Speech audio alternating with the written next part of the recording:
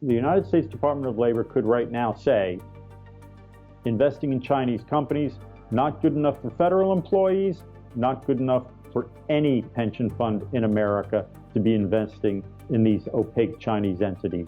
So that's another step that could be taken that would cut off the blood supply to the tumor that is the Chinese Communist Party.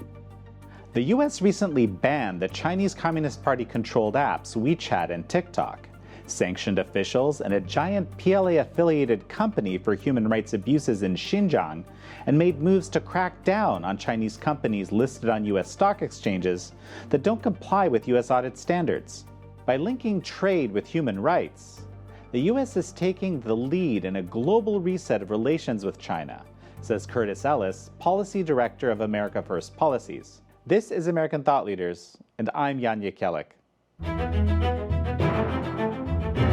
Curtis Ellis, such a pleasure to have you back on American Thought Leaders. It's always a pleasure to speak with you, Jan. Thank you.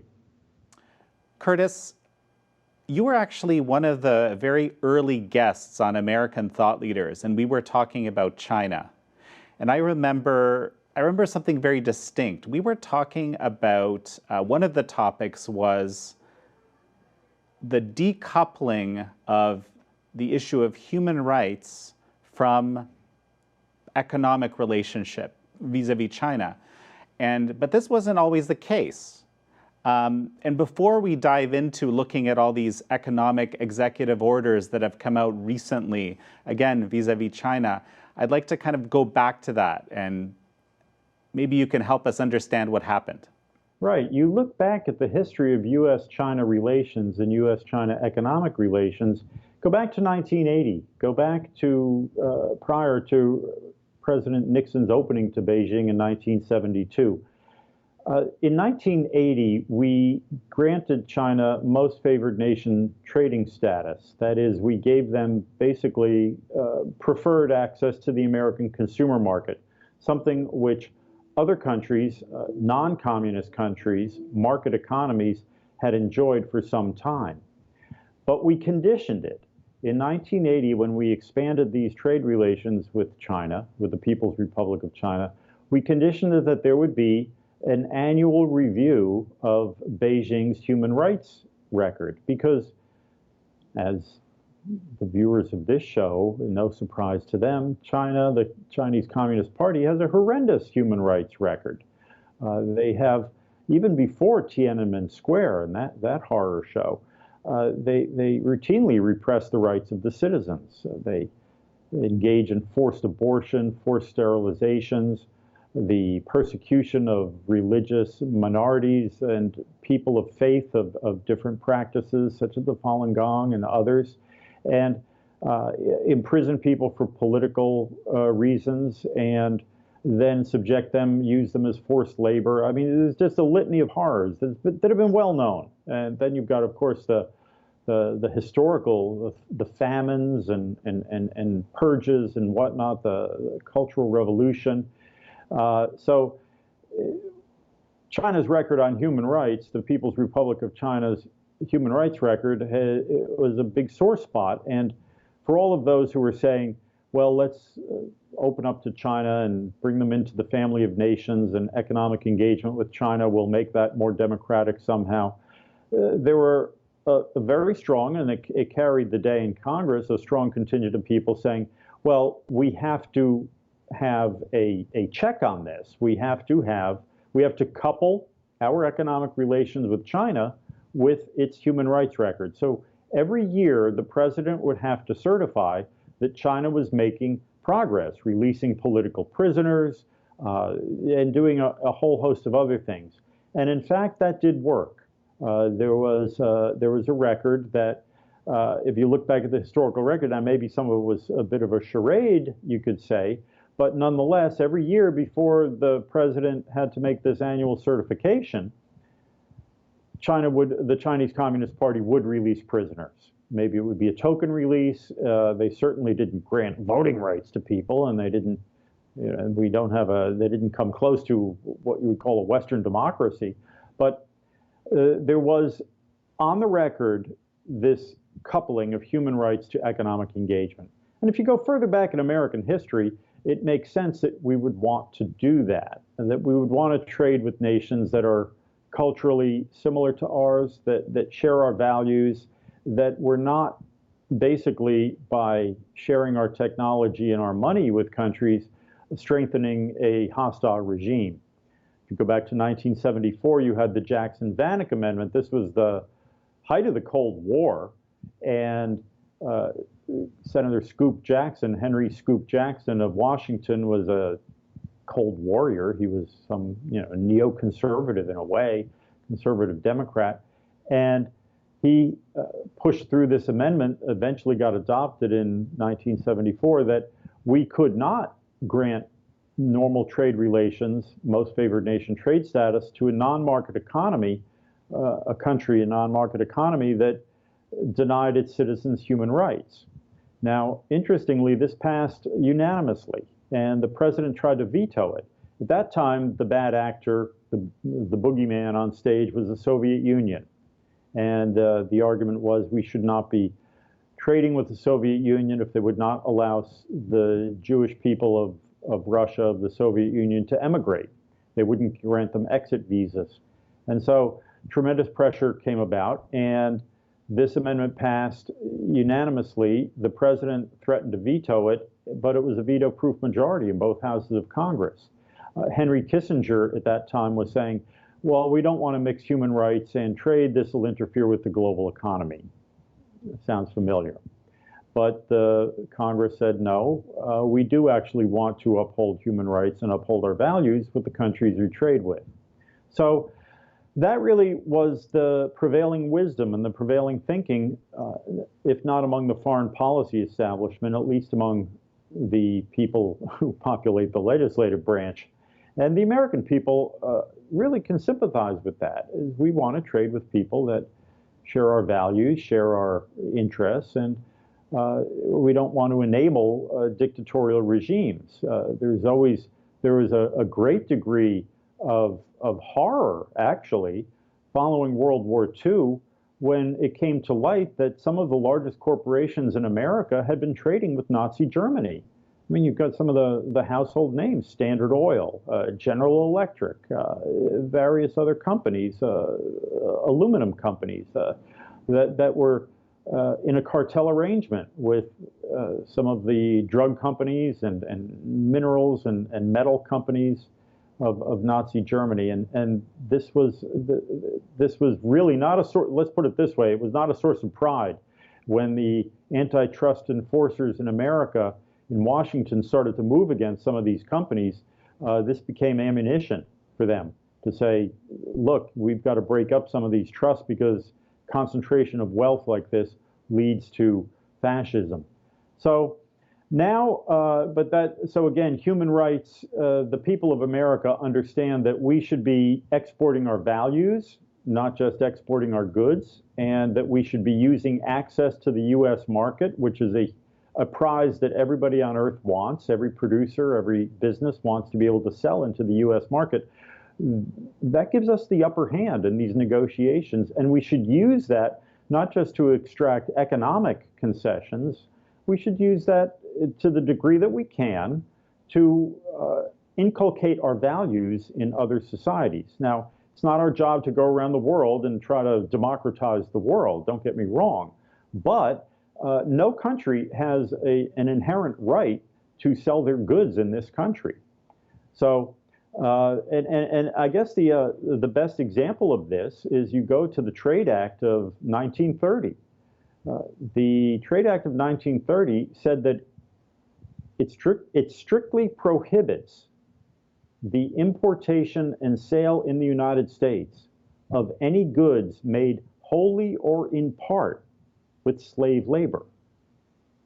In part, even the tiniest bit, there's no minimal exception. Is it 15%, 10%, 50%, 49 point? No. Wholly or in part, any part made with slave labor, that product, those goods cannot be imported into the United States. Now, that is a real basic foundational human rights invocation of human rights, and coupling it directly coupling it to economic activity and to trade activity. So these sanctions that we're now seeing being imposed on the officials of Hong Kong and the officials of the Chinese Communist Party, the Politburo member, the Xinjiang companies, those using forced labor over there, and the Xinjiang Farm Cooperative, that paramilitary operation. This is in the great American spirit. I mean, this is historically in line with what we have done over decades in this country. So it's good to see this coming back into fore because, as I said before, for a long time there was a lot of pushback in 1980 when we put an annual human rights review in place on China. That was removed in the year 2000 when we granted permanent, that's what was made permanent normal trade relations with China. What was made permanent was permanently removing the human rights record review. So, and the promise was made at that time that by engaging with China and cooperating with China and economically enabling China and investing in China, it would naturally, organically, the way the sun rises in the east, it would evolve into a more democratic, peaceful, and human rights respecting regime. So, in a sense, you want to look at it a certain way. Even then, the argument that was made for economic engagement with China was made on the basis of coupling human rights to economic engagement. The argument was made, if we invest with China and open our markets to Chinese goods, that will encourage human rights, good human rights behavior inside China. So even those who were counseling for open trade with China were doing it on the basis of coupling trade to human rights. Now, what we've seen is that their argument failed. That experiment failed. Their hypothesis was wrong. But we still accept the promise, we can still accept the premise of the argument that we should couple trade with human rights performance, but just not the way they said. So, Curtis, what do you make of the new, I guess you could call it, policy that Secretary Pompeo articulated, distrust and verify? Distrust and verify. Well, this is reality, folks. The Chinese Communist Party lies. We have a virtually unbroken record of 40 years of broken promises, empty promises, unfulfilled promises. So with a record like that, you have to distrust yet verify. And this is actually the scientific method, if you will. You're always doubting your hypotheses and subjecting them to further experimentation and see if they hold up against the evidence. The evidence tells us that the word of the Chinese Communist Party leadership is not very reliable. So Secretary Pompeo is being very careful and very wise in having such a policy. His speech a couple of weeks ago was brilliant. It capped a series of speeches by a series of high-level administration officials, which really detailed in very clear and comprehensive manner the threat that the Communist Party of China is posing to the United States, whether it's on a economic front, economic aggression, cyber espionage, its soft influence operations, turning American thought leaders, not the people that appear on this program, but American influencers into basically agents of the Chinese Communist Party, and using things like the Thousand Talents program to buy off American researchers and to compromise American universities. So there is a growing awareness around the world, thanks to the leadership of Secretary Pompeo, President Trump, and his national security team at all levels, and the Commerce Department and the U.S. Trade Representative offices, to really call out what's been going on, to clearly identify what the Chinese Communist Party has been doing. And it's interesting that the best we hear from the opponents or the critics of President Trump's China policy is, well, he's going about it the wrong way. Yes, China's doing bad things, but we have to rally our allies to confront China. He's going it alone. And there's a couple of things wrong with that argument. Number one, our allies are coming along, right? You're seeing more and more of these countries in Europe being much more outspoken about the threat of China and the Chinese Communist Party, that is, and blocking Huawei from the Chinese telecom company from building the infrastructure. The World Trade Organization is slowly but surely at least acknowledging that it needs to reform.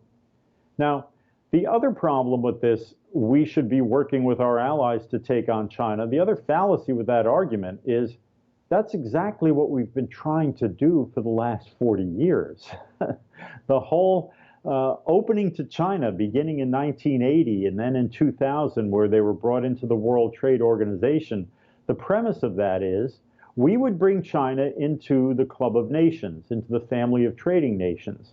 And they're surrounded by our allies, by the other countries that played by America's rules. We would teach China and teach the Chinese Communist Party how to behave responsibly, how to be a good member of the family of nations. That, if nothing else, that is working with our allies to change China's behavior. It didn't work. We tried that. And the other problem with it is, more immediately, China is very good at dividing allies. The Chinese Communist Party pays off people. It buys allies, or it buys cooperation, it buys influence, whether it's investing in companies that are then loath to criticize the behavior, or whether it's investing in countries. Now you see Germany, a lot of large German corporations are so eager to get a piece of the action in the China market that Berlin has been very slow to criticize China for its terrible behavior in Hong Kong and elsewhere. So if we wait to bring along the allies, as the foreign policy establishment in Washington continually counsels, we'll be waiting forever. And it'll be too late to do anything. And that's not leadership. Leadership is doing what you know is right, even if everybody around you refuses to take action. That's the way it is in a person, and that's the way it is in a nation as well. I don't wait for everybody around me to tell me it's okay to do something before I do what I know is right. And if everybody around me is sinning, that doesn't mean I will sin and I will wait for them to stop sinning before I do. This bring along the allies is really, it's diplomatic speak. It's typical of consensus. We have to have 100% consensus on everything. We all have to agree on something before we'll do anything. And that's really, it might be nice for writing a worthless communique for a worthless transnational organization, but it's not the way that you get anything done, and it's not the way you necessarily behave in the real world. For once now, the President Trump and the administration is telling the Chinese Communist Party, you will pay a price for doing what you're doing.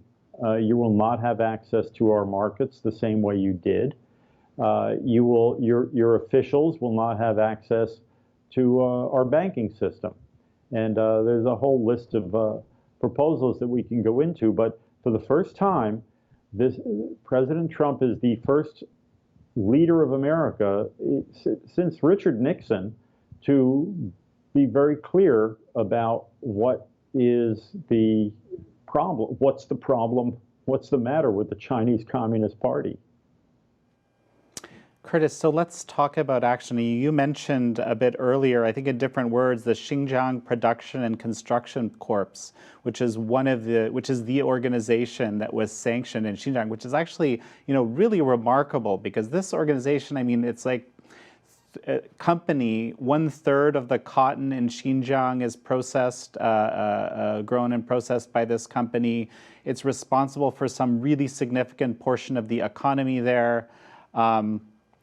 It's a huge deal to sanction a huge entity like this that's actually part of the Chinese Communist Party military, of the PLA, right?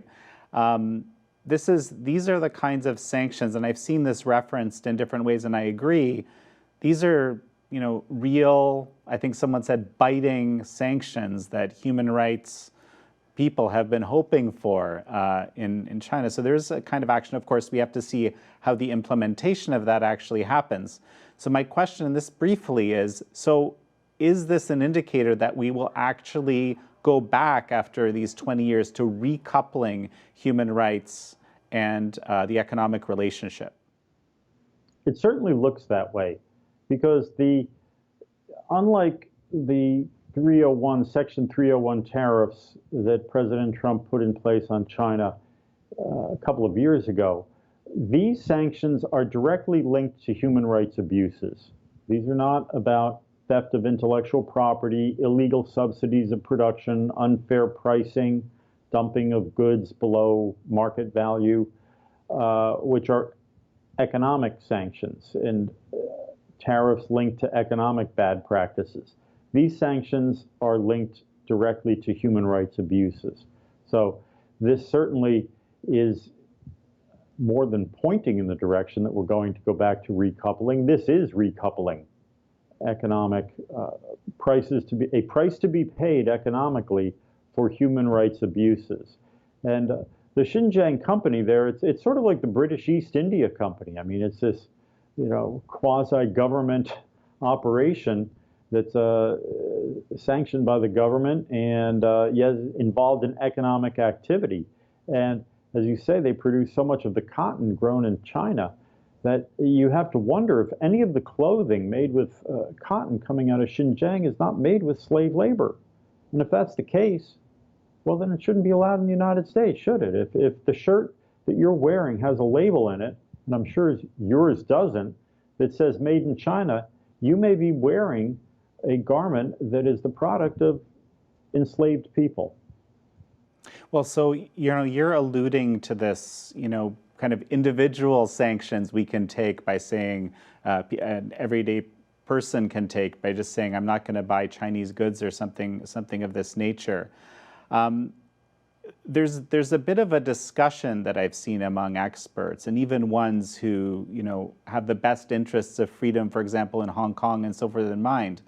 The way things are shaping, the policies that are shaping up in the U.S. at the moment are really designed, or at least suggesting a kind of a crippling of the economy in Hong Kong as a route. So, there's, of course, that will also mean to a lot of people in Hong Kong suffering as a result of that. What are your thoughts on this? Well, when I talk about the prohibition against importing goods made with slave labor, remember that is official government policy. It's just not enforced at the moment, but that law is on the books. It is, to this point right now, it is illegal. I really personally, and you should not have the choice of buying something made with slave labor, because if we enforce the law, it would not be for sale unless you traveled overseas and bought it. You would not be able to buy it even on Amazon and have it delivered to your doorstep because it's illegal to import it. But to your point and to your question, see, this has always been the conundrum. When people talk about economic sanctions, the argument against them always is, well, it hurts the most vulnerable, and it's going to hurt the people of fill in the country. It's not going to hurt the leadership. That's why we see some of these sanctions being imposed on the officials of the Chinese Communist Party. These sanctions imposed on Carrie Lam, the Hong Kong executive. She can't use her credit card now. She can't buy ads on Facebook. So I guess it's going to hurt Mark Zuckerberg too. But what are we supposed to do, right? Are we supposed to unilaterally disarm and say, well, it might hurt somebody, so we're not going to do anything? Because make no mistake, if we were to cut off the money that flows to the Chinese Communist Party, it would hurt the regime as well. Right now, the Chinese Communist Party uses Hong Kong as a major artery for its blood supply, money being its blood supply. And Hong Kong and the banking and the financial service sector headquartered in Hong Kong is a pass-through. It's the passageway for money to get to the regime in Beijing. So yes, if all the Western banks withdrew from Hong Kong, there would be quite a number of unemployed Hong Kong citizens. But I think you would hear from the pro-democracy element within Hong Kong, they say, whatever it takes. We're willing to make any sacrifice. We'll do whatever it takes to not live under the boot heel of the Chinese Communist Party. Throughout history, people have always sacrificed the comforts of home, sacrificed the comforts of family to defend their home and to defend their way of life. The Hong Kong way of life is under threat right now. It's under threat not from economic sanctions from the West, it's under threat from the repression of the Chinese Communist Party. And to think that we can defend ourselves, defend our way of life without a cost and without, having some discomfort, that's unrealistic. There's always discomfort in life. I think that if what we're asked to do is to maybe earn a little less money this year than we did last year, that's a very small price to pay considering what generations before have paid to stand up to tyranny. Well, so before we start talking about this series of executive orders related to China and the economy, let's talk a little bit about today's events. The national security law has been invoked. Jimmy Lai has been arrested. Another journalist working for a foreign press has been arrested, at least one that I'm aware of. Multiple politicians have been arrested, basically just for exercising essentially free speech. They're being targeted under these subversion laws. Frankly, people were expecting fairly quick action from all the folks that I've spoken to over there, but this even goes beyond what a number of them were actually expecting to happen this quickly. He's such a high-profile figure that they have decided to decapitate the pro-democracy movement in Hong Kong, make an example out of the most high-profile person they could find. This is not surprising in a way. It just shows the utter ruthlessness and deliberate nature and deliberate intent of the Chinese Communist Party to crush democracy and crush self-rule in Hong Kong. Beyond arresting Jimmy Lai, they arrested his children. This is barbaric. This is barbaric. I mean, his children didn't do anything, but they know, or they think that they can perhaps get him to confess or do what they want him to do by threatening his children. As I say, this is barbaric. This is something that you would hear about Saddam Hussein doing, torturing children in front of their parents. And that's essentially what they're doing. It may not be torture, it's arrest and threatening the children. Because Jimmy Lai could have left at any time prior to this. He's not an ignorant man, he's not a stupid man, he's not a foolish man. He certainly knew that he was in line to be a target of this law. He chose not to leave because he wanted to stand by his city, stand by his principles, and stand by his beliefs in freedom. He's a real profile in courage.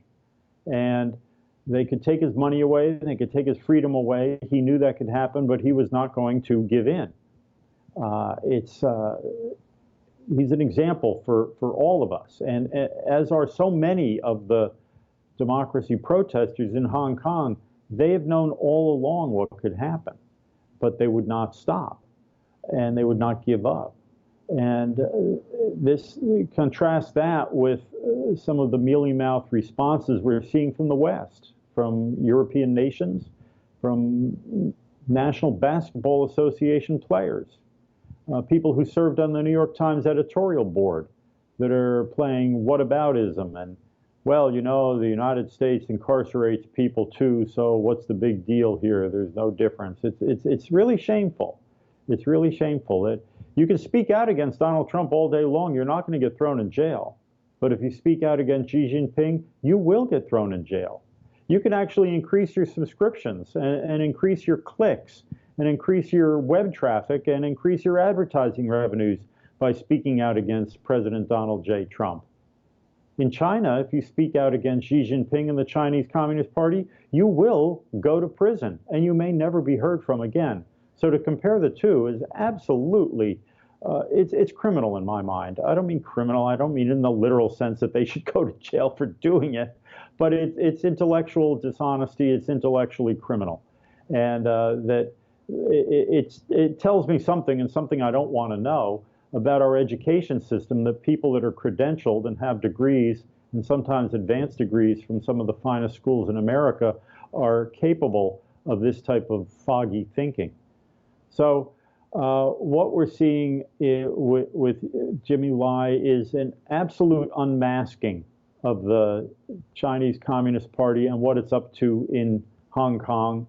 And it's interesting that you see in the New York Times there's an op-ed from another democracy activist who has been, a warrant has been put out for his arrest. And what's interesting is that he's an American citizen and he's lived in the United States for 25 years. So this tells us that the Chinese Communist Party wants to impose its it wants to impose its repression globally if we allow it. Thank goodness we don't have an extradition treaty with the People's Republic of China, and I don't think the Trump administration is going to sign one anytime soon. But it's only a matter of time, mark my words, before we see a kidnapping on American soil. Or we've already seen, working through United Front groups and front groups of Chinese students abroad, the repression of free speech on American campuses. So it would not surprise me if we saw a kidnapping or some type of reprisal taken against an American citizen of Chinese heritage on American soil.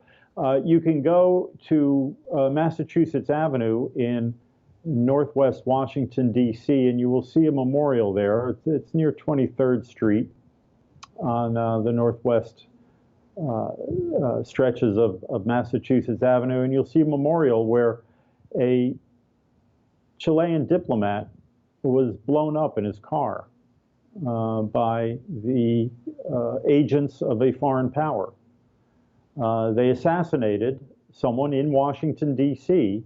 because he spoke out against that dictatorial regime. So it has happened before. It has happened here.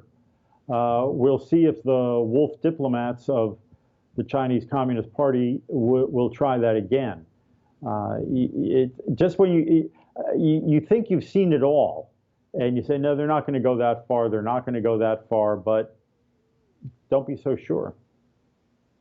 Right. So the American that you mentioned, who's been in America for 25 years, Samuel Chu, has done a lot of work connecting the pro-democracy folks in Hong Kong with American legislators and so forth. Presumably that's why he's been targeted.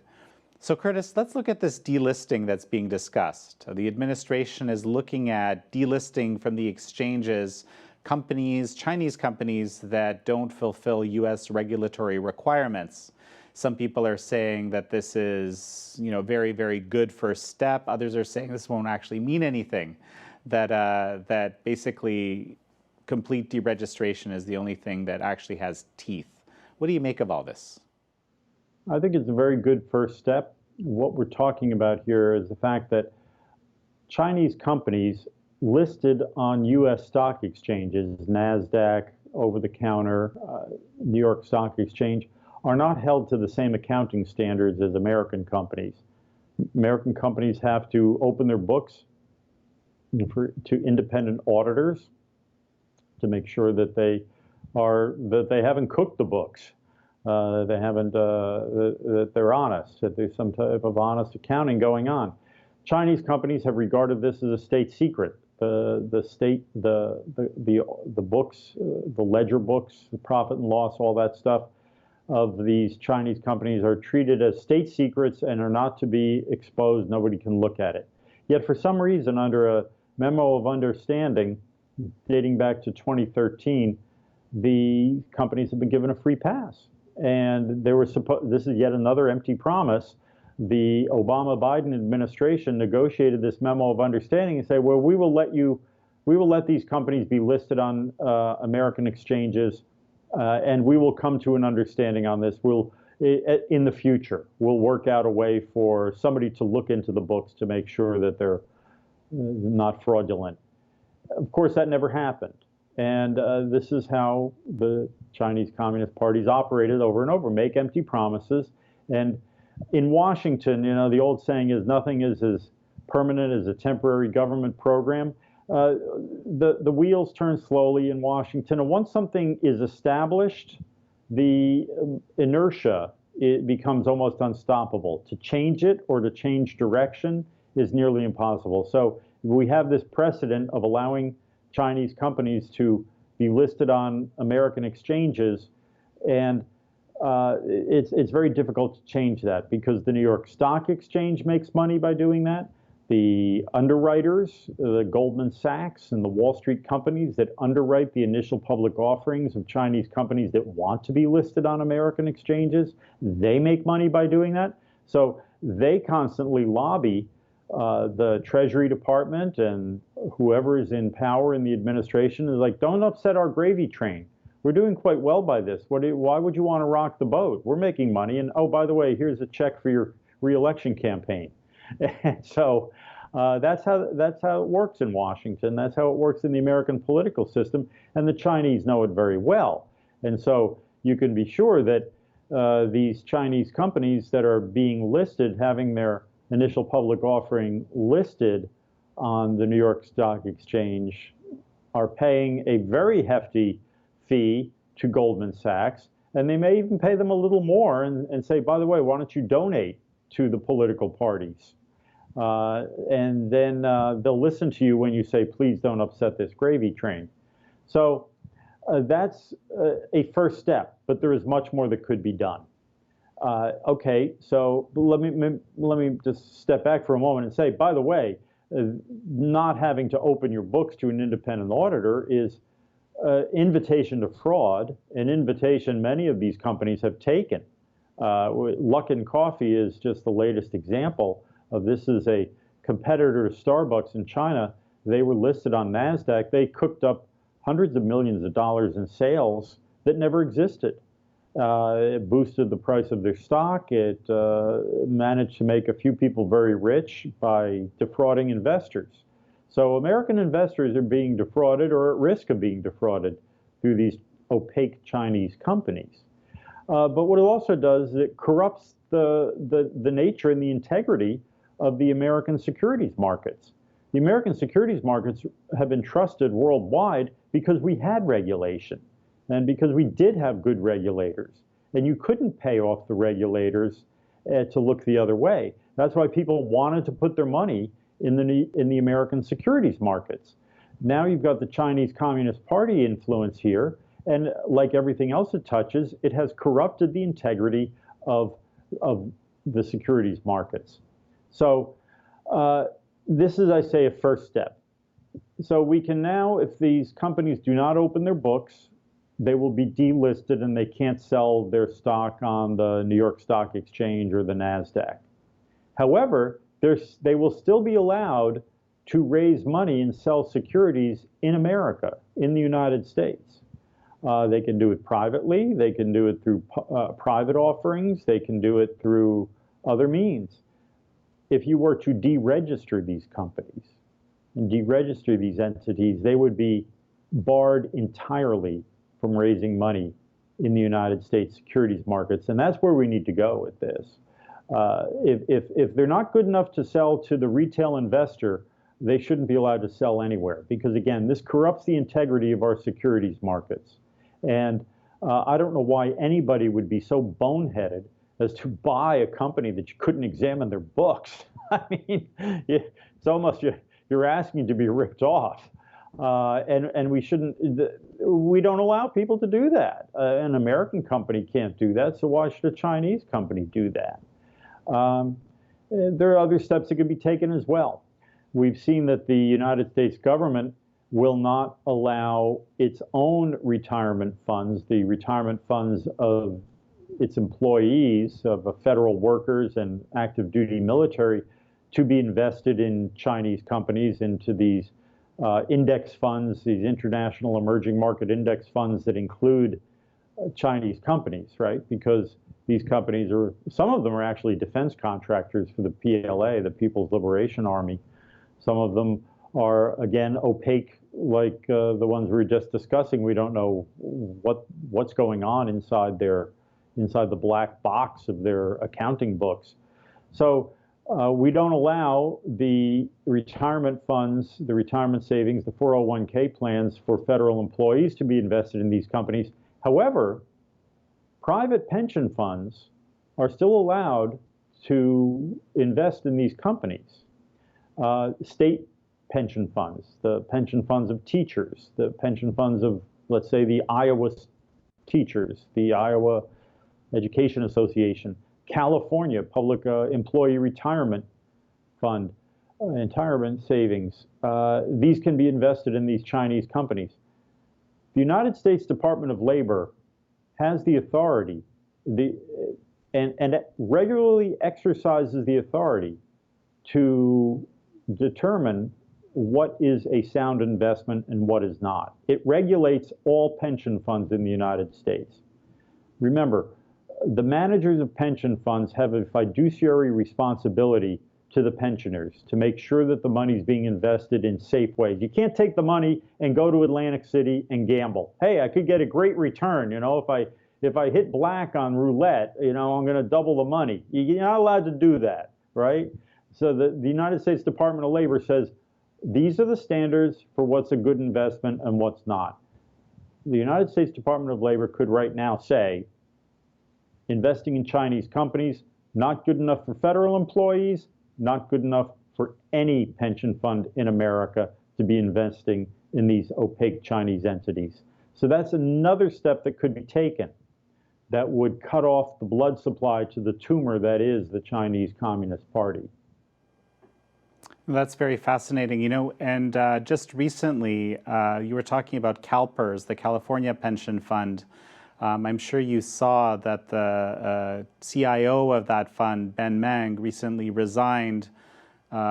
Unclear exactly why, but there were some, you know, lapses in judgment cited. You know, I don't know exactly what that means, but this is interesting because there's definitely very potential conflict of interest, given he was a Communist Party member and 1,000 Talents program member and so forth. So, and you know, he did not disclose some of this income and some of his stock holdings on his disclosure form, which he's required to do.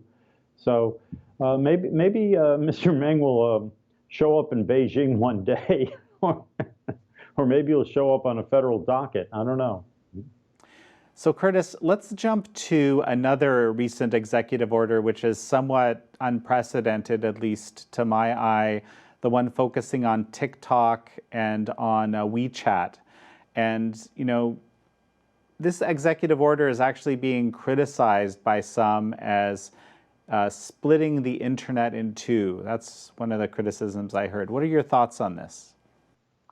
Well, I'll take half an internet or a split internet with my half free rather than having one internet that's wholly controlled or largely influenced by the Chinese Communist Party. In fact, there's already been a split internet. You've got this thing called the Great Firewall of China. There is an internet in China that is quite different than the internet in the rest of the world. So let's stop pretending, okay? This is not 1978. This is not 2000, where we've got this Wild West libertarian utopia called cyberspace where everybody's free and everything's wonderful. We already have a split internet. And I would rather have a free internet in America that is run by our rules of freedom of speech and free access of information than have one that is influenced by the Chinese Communist Party and operates according to its rules. Now, let's be clear here. TikTok is a data collection entity, a data collection app that's disguised as a social media platform. It collects username information, the IP address of your telephone, of every computer on your Wi-Fi network. It also collects what your Wi-Fi access point is and all the information that it can harvest from there. Everything it can harvest from your phone and your devices. And it also enables the remote planting and downloading onto your devices of files from some remote place, like maybe Beijing, for example. So this also, it goes to great lengths to encrypt and make it almost impossible, if not impossible, to disable some of these data collection functions. Why it would do that? That is a testament to the malicious nature of this app. But far beyond that, far beyond simply data collection, it's a persuasion device. It uses artificial intelligence to feed videos, selected, curated videos to the users. So you are being fed you are being fed videos onto your device that are being selected by algorithms written by the Chinese Communist Party. Think about how this could be used to influence an election. Think about how this could be used to stoke social unrest in a country. Let's say that somebody was killed by the police, and a protest broke out over this killing. And then millions of people in America started to be fed videos about how cool it was to show up and protest and go out in the streets and lay down on the streets and take it from there, take it to the streets. These videos could be fed to millions of people, millions of users in America. And the videos that were fed would be generated not necessarily just from other users, me sending them to my friends, but from a remote location and by the puppet master somewhere else. So there's a lot of concern about election interference in America. We've just gone through years and years of people screaming and hollering and jumping up and down because Russia bought, several $100,000 worth, maybe $1 million worth of Facebook ads. And there's a legitimate concern that foreign powers could try to influence the outcome of our elections. Well, when you look at these apps like TikTok and WeChat that are owned by and controlled by foreign governments, and their ability to influence the information that's being fed right into the pockets and into the eyeballs of billions of Americans, you have to ask yourself, is this not a channel for interference in elections? And the answer is clearly yes. And to say no is to be deliberately blind. Curtis, you said that a foreign government owns TikTok, but apparently TikTok is owned in the Cayman Islands. Yeah, right. And who owns the Cayman Islands? Cayman Islands is a mail drop for companies all over the world that want to avoid taxes and to avoid the responsibility for the ownership. Now, there's no question that TikTok has Chinese connections and Chinese roots. And there's talk about Twitter now being in talks to merge or acquire TikTok. I am not at all confident that the sale of TikTok to an American company or to a British company or to a Martian company is going to solve the problem, because it still has code, it still has internal guts that could be riddled with backdoors, Trojan horses, wormholes, whatever you want to call it, the means for Chinese Communist Party shenanigans. So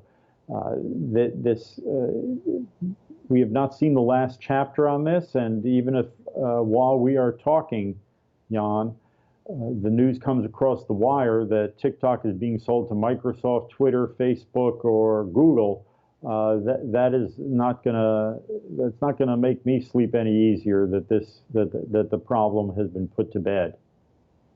You know, it's very interesting as you're describing all this. Again, this maxim of distrust and verify, comes to my mind again. Let's talk about one more executive order, which is, I think, well, I can't say it's the most important, but though it's the one that I've been thinking about the most, certainly. And it's the one talking about, bringing pharmaceutical production back to the U.S. And this is something, that we've been hearing about it for months. I don't know how many months now. It feels, like a very long time, especially with this crazy news cycle that we're in. But finally, there is an executive order that, with the idea to secure the production of these, essential medicines and so forth in a safe and secure way. And I'm wondering if you could break that down for me a bit, the significance of that and what the executive order actually does in effect. I think this is perhaps the most, well, this is certainly a very important executive order. In one way, in many ways, it is the most important, but it's interesting, Jan, the panoply of executive orders that we've been discussing, sanctions on individuals, sanctions on companies, the coupling of human rights to economic trade with China, the internet, the technology front, and now the supply chains and the pharmaceutical manufacturing. It shows the multi-front challenge that we face with the Communist Party of China, and it shows the multi-dimensional aspect of this competition, if you will. It has so many levels. But what this latest, this executive order on the pharmaceutical supply chains addresses is our increasing dependence on manufacturing in China. Now, this one executive order deals with pharmaceutical supplies. A couple of weeks ago, we saw the U.S. government extend a $760 million loan to Kodak to begin manufacturing the precursor chemicals, the active pharmaceutical ingredients, the precursor chemicals that go into making pharmaceuticals, making the medicines that we need in this country. The pandemic exposed to what outrageous degree we're dependent on China for basic medicines. Acetaminophen, the aspirin substitute, was not available. It was just not available because it was all coming from China. The last penicillin factory in America closed 6 years ago, moved to China. We're going to reverse. So we want to reverse this. We need to reverse this. We need to be nationally self-reliant on the essentials of life, and nothing is more essential to life than medical supplies. We invented in many cases, we invented these drugs. We invented the technology to produce these drugs and to mass produce them, yet now we can't. And there's something clearly wrong with that equation. What this executive order does is it directs federal agencies when they go shopping to buy American. That when they have to replenish their stockpiles of penicillin, aspirin, there's a roster of drugs. I don't know if it's actually penicillin and aspirin, but for example, when they go shopping for drugs, they will buy from an American producer that is producing these drugs in America. Now, what does that do? That guarantees a demand. That is a guaranteed market. That is a guaranteed sale. You could take that. If I'm an entrepreneur, if I say I have a purchase order from the U.S. government for $200 million worth of pills, I could take that to the bank and get a $200 million loan or some factor of 200 million, because that's a guaranteed market. That gives me an incentive to make a factory, to build a factory in America to make those products, because I know I have a customer for those products for everything that comes out of that factory. And it gives an incentive for a bank to give me the loan to build that factory, because they know I have a customer and I will be in business and I'll be able to make good on it. It leverages the purchasing power of the U.S. government to incentivize investment in America. The executive order goes further in that it streamlines the regulatory approvals needed to build the latest technology factory for manufacturing these drugs. So they're not going to be building a factory, a 1950s style factory. There's going to be the latest technology factory where you have continuous flow production, where you can change the production line rather quickly. You can switch from manufacturing one drug to another rather quickly because the latest technology allows you to do that. The old factories we had before they all moved to China, and the factories that exist now in other countries are of this are of the generation I'm talking about. The factories we used to have before they went to China, it was a much more laborious process and time-consuming process to switch from producing product A to producing product B. This latest technology allows a much more quick turnaround, and so it's much more efficient and cost-effective. So the executive order is very important because it's going to give us national self-reliance on crucial drugs. We're never going to find ourselves in the position we were in March and April of this year, where we couldn't get the drugs we needed to either treat people who had the disease or test. We couldn't produce the reagents and the kits and the whatnot that we needed to protect ourselves. But above and beyond that, this executive order is a template, and it serves as a template that can be used in other industries, because it's not just pharmaceuticals and medical supplies that we've become dependent on the People's Republic of China. We've outsourced so many of our industries to so many different places in the world, in many cases, most often China. Whether you're talking about auto parts, medical devices, rare earths, many different furniture, electronics, much of this has left the shores of the United States, is now being produced elsewhere. We need to bring this back, and we need to, again, leverage the purchasing power of the American government and use that as a way to incentivize entrepreneurs to build in America. Now look, when Donald J. Trump ran for president in 2016, I was there, and he put forward a 4-point program to make America the best place to invest, to live, to raise a family, to do business, and to work. That was tax cuts, regulation cuts, trade reform, and energy reform. And this executive order really is in line with all that.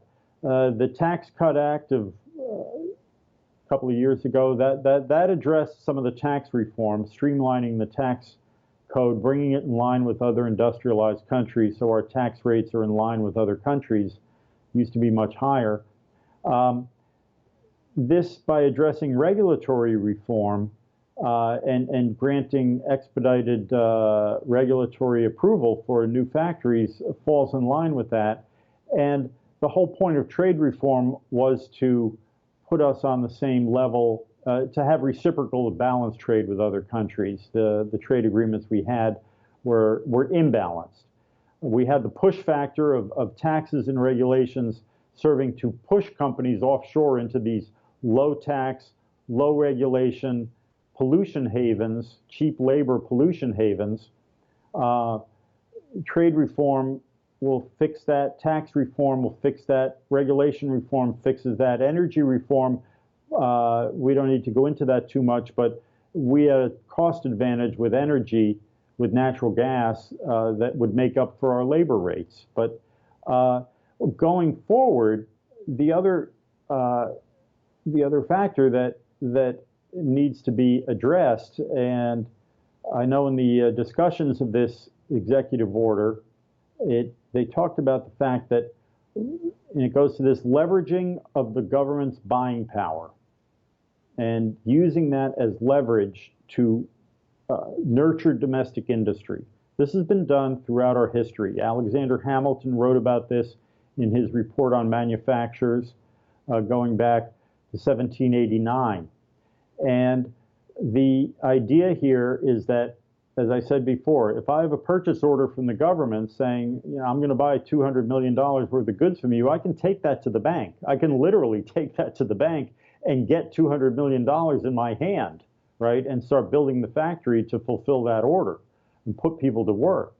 Now, the catch is, under the World Trade Organization government procurement protocol that we signed on to, we have to treat every country in the World Trade Organization as if it's an American company. So if we say the federal government is going to buy American and buy from an American company, we give countries that we're in a free trade agreement with what's called national treatment. We treat their companies as if they're American companies. So we have a free trade agreement with Dubai or with Jordan. We have a free trade agreement with Jordan. So Jordan now, a Jordanian company can bid on American government contracts, right? Now, what do we get in return? Well, we get to bid on Jordanian government contracts. And so it's reciprocal, right? Well, except for the fact that the American government spends 100,000 times more money than the Jordanian government ever spends. So the Jordanian company can make uniforms for the American military. We get to make uniforms for the Jordanian military, but they've only got 20 people in their military. We've got 2 million. So who's got the better end of that deal? This executive order, I don't know if this one does it, but the talk about was closing that loophole, that national treatment loophole. And so that we can actually buy American and not be, and now I know we talked about this during the transition. I was in the transition team, and during the transition period, there was a very serious discussion as we need to address this national treatment loophole that you can say buy American, but under the World Trade Organization rules, the other countries manage to slip in and be treated as if they're American, and that's a big loophole that needs to be closed. You know, this is pretty fascinating because this executive order covers both this question of you know, kind of bringing back manufacturing in America, which we've discussed a number of times before, but also this critical issue of national security. In this case, these two are very tightly aligned. Absolutely. Yeah, they're intrinsically aligned. And in the national security strategy that the Trump administration put out a couple of years ago, it says that the national security now is intrinsically linked to economic security. Non-state actors in terrorism was the platform of national security, or the arena of national security in the last century. In this century, it's economics. So there is no distinction. If you don't have a strong economy, if you don't have, if your people aren't fed, if they're not working, if they're not producing, if they're not self-sufficient, you don't have national security. You don't have national independence. You don't have, you're not self-sufficient, either personally, socially, or nationally. And if you're dependent on another country for your well-being, or if you're dependent on another entity for your well-being, it's not a secure position to be in. Curtis Ellis, any final words before we finish up? Well, we need to restore American independence and American national self-sufficiency to the greatest degree possible. The goal of our economic policy should be to raise the standard of living of Americans. For the last 70 years, we've been embarked on this experiment that by merging our national economy with that of the rest of the world, it would make America more prosperous and make the world more peaceful. We have not seen a more peaceful world, and we have not seen a more prosperous America. For the first century and a half of this nation's existence, we pursued a policy of national self-sufficiency, and we had much greater prosperity at home and a much more peaceful, at least domestic tranquility within our country. So the future is bright. We are resetting our policy toward China, resetting our economic policy as well, And I'm confident that if we continue the policies that we have begun and carry them to fruition, we will be more prosperous. The American people will have a brighter future. The next generation will be better off than the existing generation and the previous generations. The technology, we're making technological advancements.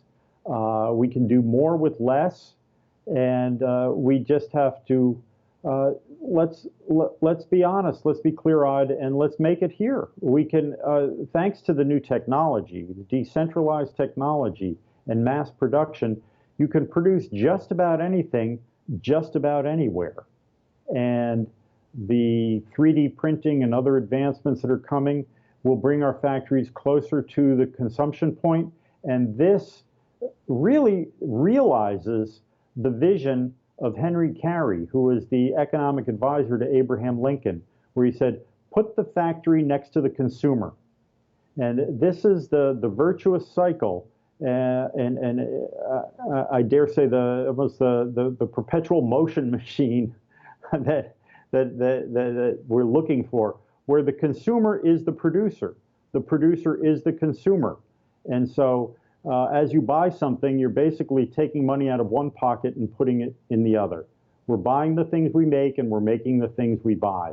And you concentrate this economic activity. You want to concentrate it, not disperse it, concentrate it. Put the factory next to the producer. Put the textile mill next to the cotton field. Put the steel mill that makes the plows as close as possible to the farm that uses the plow. Concentrate, concentrate, concentrate, and that's how you create prosperity and wealth. Curtis Ellis, such a pleasure to have you on again. Thank you. Always great to talk with you, Jan.